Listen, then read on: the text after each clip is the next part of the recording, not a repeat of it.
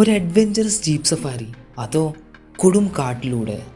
റോഡാണെങ്കിലോ of റോഡിൻ്റെ extreme level. ഇതാണ് മക്കളെ കാന്തല്ലൂർ. മൂന്നാറിൽ നിന്നും 50 കിലോമീറ്റർ ദൂരെ കോവിൽക്കടവ് കഴിഞ്ഞ് 5 വീട് അമ്പലത്തിന് തൊട്ടടുത്താണ് നമ്മൾ ഇന്ന് പോകാൻ പോകുന്ന റിസോർട്ട്. സാധാരണ റിസോർട്ടിൽ എത്തിയതിനു ശേഷമാണ് അടിച്ചുപൊളി, പക്ഷേ ഇവിടെ നേരെ തിരിച്ചാ. റിസോർട്ടിൽ എത്തുന്നതിന് മുന്നേ തന്നെ നല്ല അടിച്ചുപൊളി ജീപ്പ് സഫാരിയൊക്കെ കഴിഞ്ഞ് കുറച്ച് നേരം നടന്ന് നമ്മൾ റിസോർട്ടിലെത്തുമ്പോൾ നമുക്കൊരു പ്രത്യേക ഒരു ഫീലാണ് കിട്ടുന്നത്, അതും കൊടും കാട്ടിനുള്ളിലാവുമ്പോൾ.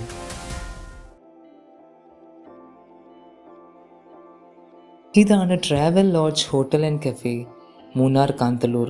പ്രോപ്പർ ലൊക്കേഷൻ വരുന്നത് കീഴാന്തൂർ. ഇവിടെ ഞങ്ങൾ പോയ സമയത്ത് ഒരു മഡ് സ്റ്റേ ഹൗസും ബാക്കിയൊക്കെ 10 സ്റ്റേസും ആയിരുന്നു. പക്ഷേ ഞങ്ങളോട് അവർ പറഞ്ഞിരുന്നു, ഇനി നിങ്ങൾ വരുമ്പോൾ ചിലപ്പം മഡ് സ്റ്റേയും 10 സ്റ്റേൻ്റെ എണ്ണയൊക്കെ കൂട്ടുന്നു. 10 സ്റ്റേയും മഡ് സ്റ്റേയും ഒക്കെ മാറ്റി നിർത്തി നമ്മൾ ഈ സ്ഥലത്തിനെ കുറിച്ച് പറയുകയാണെങ്കിൽ ഒരു പ്രത്യേക ഫീലാണ് ഈ സ്ഥലത്തിന്. പ്രത്യേകിച്ച് ഞാൻ പറയുകയാണെങ്കിൽ നമ്മളെ മൂന്നാറിൽ തന്നെ ഒരു ഐക്കോണിക് പ്ലേസാണ് കാന്തല്ലൂർ എന്ന് പറഞ്ഞാൽ. ആ കാന്തല്ലൂരിൻ്റെ ഉള്ളിൽ തന്നെ അത് ഉള്ളോട്ടാണ് ഈ സ്ഥലം വരുന്നത്. ഈ കീഴാന്തൂർ 5 വീട് അമ്പലത്തിൽ നിന്ന് കുറച്ച് ഓഫ് റോഡൊക്കെ കയറി ഒരു മലേൻ്റെ മുകളിലാണ്, ഒരു മലേൻ്റെ അത്രയും ടോപ്പ് മോസ്റ്റ് പാട്ടെന്ന് പറയാൻ പറ്റില്ല, എന്നാലും ഒരു മലമുകളിലാണ്. ഭയങ്കര ഒരു പ്രത്യേക പറഞ്ഞറിയിക്കാൻ പറ്റാത്തൊരു ഫീലാണ് ഈ ഒരു റിസോർട്ടിൽ. കാരണം ഭയങ്കര സൈലൻ്റ് ആണ്. മനുഷ്യന്മാരുടെ സൗണ്ടിനേക്കാൾ കൂടുതൽ പ്രകൃതിയുടെ സൗണ്ടാണ് ഇവിടെ ഉള്ളത്.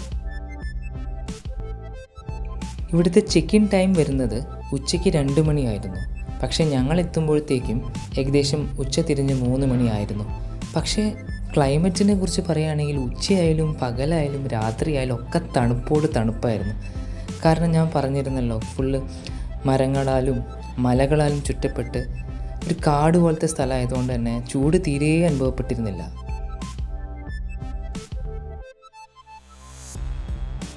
വൈകിട്ട് ഏകദേശം 4 മണി ആയപ്പോഴത്തേക്ക് തന്നെ മലേൻ്റെ മുകളിലൊക്കെ കോട വന്നു തുടങ്ങി. അപ്പോഴാണ് ഇവിടുത്തെ ആൾക്കാരൊക്കെ പറയുന്നത് മഴ പെയ്യാൻ സാധ്യതയുണ്ട്, അപ്പോൾ രാത്രി തണുപ്പ് കൂടുമെന്നൊക്കെ. അപ്പം ഞങ്ങൾ ഭയങ്കര എക്സൈറ്റഡ് ആയിരുന്നു, കാരണം ആ ഒരു തണുപ്പ് അനുഭവിക്കാൻ വേണ്ടിയിട്ടുള്ള ഒരു എക്സൈറ്റ്മെൻറ്റ്. പിന്നെ എല്ലാവർക്കും അറിയാമല്ലോ, കാടായതുകൊണ്ട് തന്നെ ഉച്ചയ്ക്ക് ശേഷം പിന്നെ അങ്ങോട്ട് വെയിലുണ്ടായിരുന്നില്ല. ഒരു 3 മണി കഴിഞ്ഞപ്പോൾ തന്നെ മെല്ലെ മെല്ലെ ഇരുട്ടാവാൻ തുടങ്ങി. പിന്നെ മഴക്കാറ് വന്നു, കോട നിറഞ്ഞു.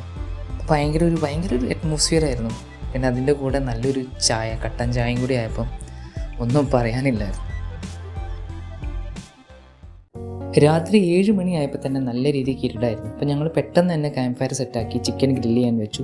പിന്നെ ഇവിടുത്തെ ആൾക്കാർ ചപ്പാത്തിയും പൊറോട്ടയും ഞങ്ങൾക്ക് വേണ്ടി ഉണ്ടാക്കുന്നുണ്ടായിരുന്നു. അപ്പോൾ എന്തുകൊണ്ടാണെന്ന് വെച്ചാൽ നാളെ രാവിലെ ഞങ്ങൾക്കൊരു വെള്ളച്ചാട്ടം കാണാൻ പോകാണ്ടായിരുന്നു. അപ്പോൾ ഇന്ന് രാത്രി നേരത്തെ കിടന്ന് നാളെ രാവിലെ അവിടെ പോകാമെന്ന് വിചാരിച്ചു. അപ്പോൾ ഇന്ന് രാത്രി നല്ല ക്യാമ്പ് ഫയറും പാട്ടും ചിക്കനും ഫുഡും ഒക്കെ ആയിട്ട് നല്ല രീതിക്ക് നല്ല സുഖമായിട്ടൊരു ഉറക്കം. നാളെ രാവിലെ വെള്ളച്ചാട്ടം കാണാം. വേറെ ഒരു റിസോർട്ടിലും കിട്ടാത്തത്ര വൈബ് ഈ റിസോർട്ടിൽ കിട്ടാൻ കാരണം ഇവിടുത്തെ 2 ചേട്ടന്മാരാണ്. അവരാണ് ഈ റിസോർട്ട് നോക്കി നടത്തുന്നത്, റോബിൻസൺ ചേട്ടായും തോമസ് ചേട്ടായും. ഈ 2 ചേട്ടന്മാരാണ് ഇവിടുത്തെ ഓൾ ഇൻ ഓൾ. ക്ലീനിങ് ആയിക്കോട്ടെ, കുക്കിംഗ് ആയിക്കോട്ടെ, നമ്മൾക്ക് എന്താവശ്യം ഉണ്ടെങ്കിലും ഇവരോട് പറഞ്ഞാൽ ഇവർ അറേഞ്ച് ചെയ്ത് തരും. അതുകൊണ്ട് തന്നെ നല്ലൊരു വൈബായിരുന്നു ഈ റിസോർട്ടിൽ ഞങ്ങൾക്ക്. അങ്ങനെ രാവിലെ തന്നെ നമ്മൾ വെള്ളച്ചാട്ടം കാണാനായിട്ട് എല്ലാവരും ഇറങ്ങിത്തിരിച്ചു. റോബിൻസൺ ചേട്ടായി ആയിരുന്നു വഴികാട്ടി. ഇവിടെയാണെങ്കിൽ രാവിലെ ആയാലും വെളിച്ചം വയ്ക്കാൻ കുറച്ച് പാടായിരുന്നു. കാരണം കാടായതുകൊണ്ട് തന്നെ സൂര്യപ്രകാശിനുള്ളിലെത്താൻ ഇച്ചിരി സമയമെടുക്കും.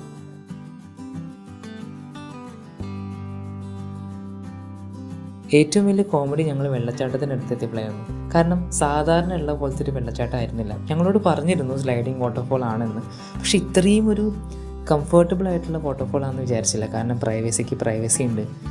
ഇരുന്ന് വെള്ളത്തിനകത്ത് കിടന്നും ഇരുന്നൊക്കെ കുളിക്കണമെങ്കിൽ സ്ഥലമുണ്ട്. അതേപോലെ ഒരു അമ്യൂസ്മെൻറ്റ് പാർക്ക് പോലെ ഫീൽ ചെയ്യണമെങ്കിൽ അതിനുള്ള സ്ഥലമുണ്ട്. നമുക്ക് മുകളിൽ ഇരുന്ന് സ്ലൈഡ് ചെയ്ത് വെള്ളത്തിലേക്ക് ചാടാം. വെള്ളത്തിനധികം ആഴമില്ല ഈ ഒരു ടൈം ആയതുകൊണ്ട് ഭയങ്കര രസമായിരുന്നു. ഈ സ്ലൈഡ് ചെയ്യുന്ന പാറേൻ്റെ ചില ഭാഗത്ത് വെള്ളം തട്ടാത്ത ഭാഗത്തൊക്കെ ഈ കുറച്ച് ഗ്രിപ്പുണ്ട്. ആ ഭാഗത്ത് പിടിച്ച് നടന്ന് നമ്മൾ മുകളിലെത്തിക്കഴിഞ്ഞാൽ വേറൊരു ചെറിയ വെള്ളച്ചാട്ടമുണ്ട്. അവിടെ നമുക്ക് ഇരുന്ന് ഇങ്ങനെ വെള്ളത്തിൻ്റെ അടിയിൽ ഇങ്ങനെ ഇരിക്കാം. നല്ല രസമായിരുന്നു അവിടെ. ഞങ്ങൾക്ക് ചെറിയ ക്യൂരിയോസിറ്റി ഉണ്ടായിരുന്നു, ഈ വെള്ളം വരുന്ന ഭാഗം ഒന്ന് കാണണമെന്ന് മുകളിൽ പോയിട്ട്. അങ്ങനെ ഞങ്ങൾ കുറച്ചും കൂടി മുകളിലോട്ട് കയറി നോക്കിയായിരുന്നു. പക്ഷേ കുറച്ച് കയറാൻ പറ്റി, പിന്നെ അങ്ങോട്ട് ഫുള്ള് വഴുക്കായതുകൊണ്ട് ഞങ്ങൾ പകുതി വെച്ച് തിരിച്ചിറങ്ങി. എന്തൊക്കെ പറഞ്ഞാൽ ഈ റിസോർട്ടിൻ്റെ മെയിൻ ഹൈലൈറ്റ് ആയിരുന്നു ഈ വാട്ടർഫോൾ. നല്ല രീതിക്ക് എൻജോയ് ചെയ്തു എല്ലാവരും. അപ്പോൾ ഇതായിരുന്നു നമ്മളുടെ ട്രാവൽ ലോഡ്ജ് റിസോർട്ടിലെ ഫസ്റ്റ് ഡേ. സെക്കൻഡ് ഡേ ആയ നാളെ നമ്മൾ കാണാൻ പോകുന്നത് വേറൊരു ചെറിയ വാട്ടർഫോളും പിന്നെ ചെറിയൊരു ഹൈക്കും ആയിരിക്കും. അപ്പോൾ സീ യു നെക്സ്റ്റ് ടൈം.